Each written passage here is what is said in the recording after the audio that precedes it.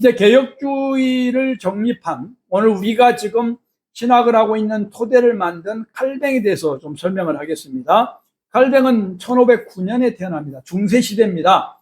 1509년 중세시대에 태어나서 1564년 55세에 세상을 떠난 그러한 사람입니다.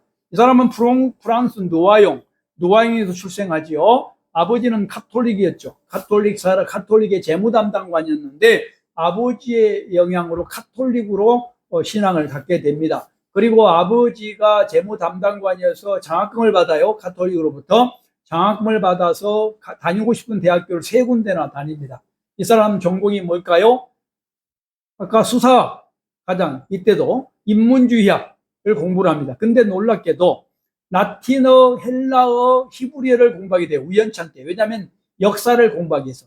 그 당시 역사는 교회 역사잖아요. 교회 역사를 공부하려면 헬라어, 신약을 알아야 되니까 헬라어를 공부해야 되고, 구약을 알아야 되니까 히브리어를 공부해야 되고, 이 당시만 해도 뭐예요? 로마가 지배하고 있었으니까 라틴을 공부해야 되겠죠. 공부를 하게 됩니다. 이것이 나중에 무슨 일이 벌어지냐면 성경 해석, 주석을 쓸 수 있는 놀라운 일을 만듭니다. 하나님의 놀라운 기적이잖아요. 뭣도 모르고 했는데 자기가 공부가 너무 좋아서 교회에서 역사 공부를 하려고 헬라어, 히브리어, 라틴을 공부했는데 성경 해석하는 도구가 된다는 거죠. 참 이거 보면 우리 하나님의 역사가 놀라운 것 같습니다. 이렇게 해서 나중에 회심을 하지요. 1533년에 30살이 넘어서 이분도 예수를 믿기 시작합니다. 물론 그 당시 캐톨릭을 갖고 있었기 때문에 예수를 안 믿는 건 아니었지만 이제 기독교인이 된 거죠. 그래서 30살이 넘어서 스데반 집사란다. 바울이 늦게 34년에 회심하잖아요. 39살에 하나님 예수를 믿는 것처럼 이 칼뱅도 30살이 넘어서 이렇게 제대로 된 신앙을 갖게 됩니다. 그러고 나서 그러자마자 어떻게 되겠어요?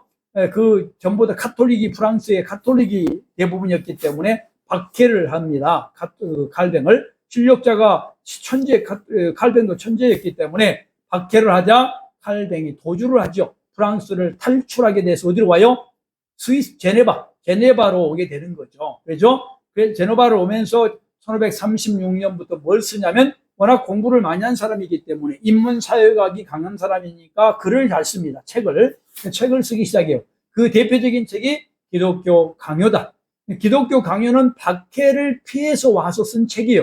그러니까 박해라고 하는 것이 기독교 강요. 오늘 같으면 조직신학 교과서를 써서 오늘까지도 영향을 끼치고 있는 것입니다. 그래서 계속해서 개정해서 1559년 24년입니까? 23년 동안 계속해서 그걸 바꿔서 완성을 하고 오늘날 우리가 그 기독교 강요책을 갖게 된 것이죠.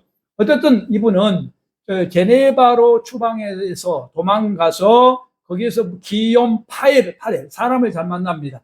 지도자. 그러니까 지도자를 잘 만나서 제네바 교회 담임 목사를 하게 됩니다. 이 제네바 교회 담임 목사. 1536년 정도니, 1536년이니까 그때가 몇 살일까요? 1909년이니까 37살입니까? 그 정도의, 30살 안 되는가요? 그때 담임 목사를 하게 됩니다. 그런데 젊다 보니까 패기는 있지만 젊은 사람들의 약점이 뭐예요? 좀 강하죠. 말이 거칠고. 그래서 어떻게 돼요? 그 교회를 이상주의 교회로 만들려고 합니다. 그래서 시의 법을 다 바꾸고 교회가 그때 중심이었으니까 제네바 시의 중심이 그 시의회와 충돌을 해서 어떻게 돼요? 자기가 젊은 나이에 이상과 현실이 문제가 되어져서 쫓겨나게 됩니다.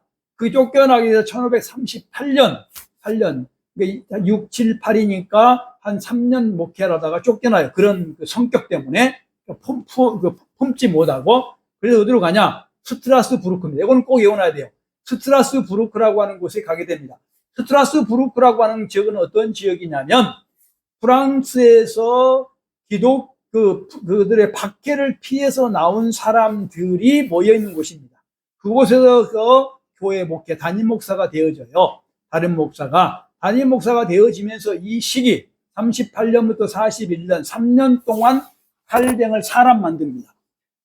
칼뱅이 고백을 해요. 내가 신학자가 되고 목회자가 될 수 있었던 것은 스트라스부르크에서의 개척 목회 때문이다.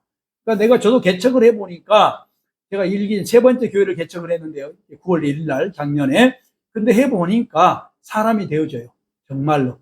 저도 유임 목사도 해보고 교수도 해보고 또 뭐 큰 교회 이렇게 부름도 받기도 해봤지만 가장 저를 사람 만든 거, 그나마 지금도 별 볼 일 없지만 가장 만든 것은 개척이더라고요. 힘든. 그러니까 생활비도 없어. 개척이 누가 생활비를 줘요? 생활비도 없잖아요. 지금도 마찬가지고. 근데 하나님의 역사를 내가 이해하고 만날 수 있는 기회가 되더라고요. 희한하죠. 목사들은 절대 안 굶습니다. 목사는 절대로 굶어 죽는 법이 없어요. 하나님의 사역자는. 근데 정말 이론적으로 말이 안 되는데 하나님 하시단 말이죠. 저는 이것도 이해를 해요. 스트라스 부르크 때 칼뱅이 자기 책에서 고백하고 있는 게 뭐냐면 내가 사람 될 수 있는 것, 목회자 될 수 있는 것은 이때다라고 고백하는 것은 제가 이해가 갑니다. 그러면 얼마나 힘들었겠어요. 밥을 먹을 수 있을지 뭐 할 수 있었겠어요. 난민들이 모여있는 곳에 무슨 밥이 있어요. 헌금이 뭐가 있겠어요. 그러나 이때에 뭐 하냐면 교회를 정비합니다. 정말 진심으로. 예전에는 제네바에서는 어떻게 했어요? 제네바에서는 어떻게 했습니까? 그냥 막 강압적으로 하고 자기 이상주의처럼 막 이상적인 말만 했단 말이죠. 그리고 막 잘못하면 성도들을 나무라고 막 그랬단 말이죠. 강대상에 서가서 막 꾸짖고 그랬단 말이죠. 나이가 들고 여기서 고통을 당하다 보니까 그게 아니구나. 별것이 아니구나. 내가 뭐를 고치려고 하는 것이 아니구나 라는 걸 깨닫게 된 거예요. 이게 목회잖아요. 목회는 꾸짖는 게 아니에요. 목회라고 하는 것은 이해하고 그 사람이 사기를 치든 도둑질을 하든 이해하고 품어주는 게 목회잖아요. 목회라는 뜻이 그거잖아요. 그거를 깨닫게 된 거예요. 그러고 나서 어떻게 제네바로 1541년에 다시 그 교회로 들어옵니다. 사람 돼서 들어온 거예요. 그래서 여기에서 소위 말하는 목회 성공을 하게 된 겁니다. 1541년부터 64년까지 23년을 목회를 하게 됐는데 이때 드디어 목사로서 모습이 드러나서 오늘 우리가 만나는 칼뱅은 이때 칼뱅입니다. 그죠? 그래서 개혁교회 제도를 확립하고 여기에 가장 중요한 게 뭐냐면 학교 설립입니다. 아카데미 설립. 제가 배운 거죠. 제가 학교 설립을 원하는 거. 지금도 능력도 안 되고 내가 지금 돈도 없지만은 정말 신학대학원을 인수해야 된다고 하는 것은 이것 때문이에요. 학교를 세워야 뭐가 되냐면 개혁이 될 수 있어요. 제가 뭐 비교가지만 테필라라든가 이런 것에 제가 관심을 갖고 있는 것은 바로 그것 때문에 그렇습니다. 가르침이 없으면은 개혁이 될 수가 없는 거예요. 그래서 제네바 아카데미를 세웠습니다. 루터도 학교를 세우잖아요. 쥐빙글즈도 마찬가지고. 그러니까 학교를 세워서 가르치기 시작합니다. 이게 그래서 1559년에 아카데미를 세워서 1564년에 이제 병이 많았어요. 칼뱅은 굉장히 혼자 다음에 나중에 결혼하긴 하죠. 혼자 살면서 굉장히 병이 많았습니다. 그리고 마지막을 잘했어요. 지금 이제 네덜란드 그쪽에 스위스 제네바 쪽에 가면 무덤을 누가 만들어 놨다고 하더라고요. 근데 무덤 없습니다. 칼뱅 무덤이 없어요. 거기에 하나님께만 영광이 돼야 된다. 내 무덤 만들지 마라. 혹시나 워낙 유명한 사람이 됐기 때문에 자기 무덤에 와서 경배할 사람이 있을 것 같아서 무덤을 못 만들게 했습니다. 그래서 오늘까지도 칼뱅 무덤이 없다는 것입니다. 자, 결론은 아우구스티누스와 칼뱅에 대해서 설명을 했는데 개혁주의라고 하는 것은 이러한 어려움을 통해서 세워진 것입니다.